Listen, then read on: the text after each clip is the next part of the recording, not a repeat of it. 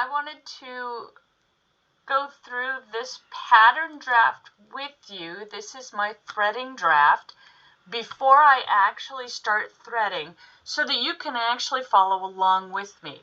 Remember, because we've got plain weave on each end, you don't have to have a floating selvage. So this is going to be a plain weave, but we're going to have supplemental turned overshot stripes included.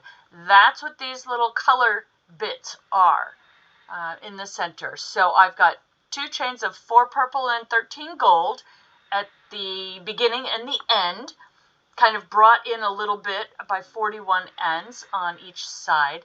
We're going to have 130 supplemental warp threads, and that is here. That's going to be the nice big picture in the center. And then we're going to have another set of 4 purple, 13 gold, and 4 purple on the tail end. So we have a grand total of 585 ends, including your background weave.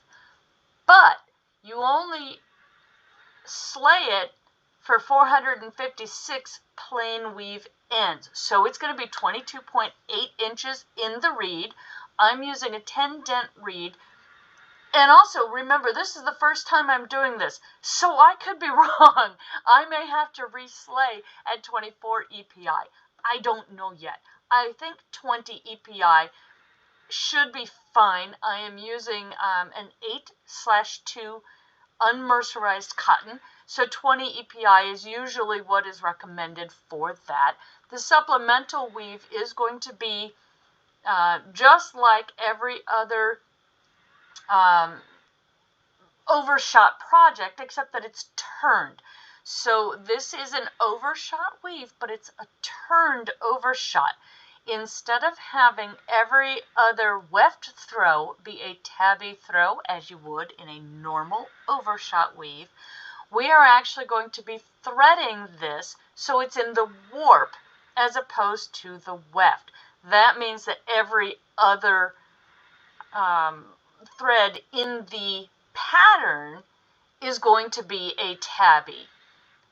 The reason you would turn your overshot like this is so that you have it lengthwise as opposed to widthwise, and also so that you only have to use a single shuttle. You don't have to have 2 shuttles. I am only going to be using 1 shuttle back and forth, and it's going to be the same thread as your background weave.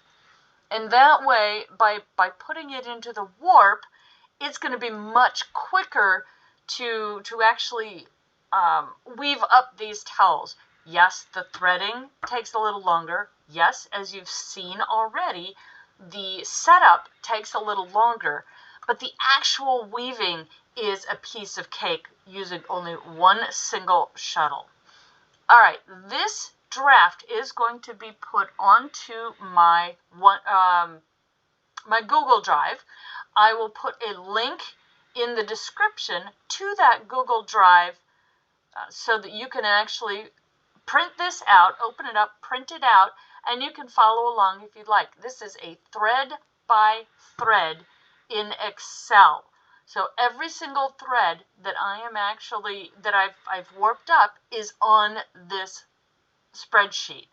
I will print this out and I will be marking off every single thread as I pull it through. When I'm doing the plain weave, I'm probably going to be doing these 4 at a time. When I'm doing the pattern, I will be doing 2 at a time. So you will be able to follow along with me. As you can see, every single thread is listed here and color-coded.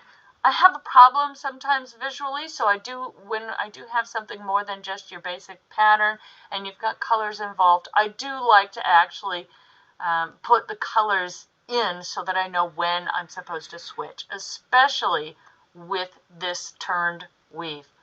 Visual and explanations. Notice there's 2 tabs down here. I've got a threading draft and I have a visual and explanations tab down here. This shows you that every other thread in the draft should be a tabby, even though in this picture and the one below, it is not shown. This is so that you can see what it's visually going to look like as we start weaving it. But every other pattern thread here has a tabby in between all of this. Okay, I did not put all of the individual tabbies here in the draft, but I did put all of them into the threading draft. This is just a visual.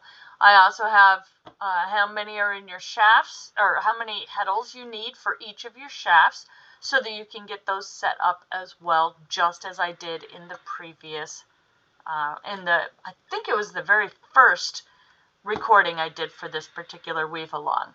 Okay, and if you only have 6 shafts, here is your tie up for the 6 shafts. And instead of doing your tabby 8, 7, 6, 5, you will just simply do it 8, 7, 8, 7, or sorry, 5, 6, 5, 6, 5, 6. Okay? All right. As before, if you have any questions, please feel free to put them in the comments, and I will try to get back to you as soon as I can.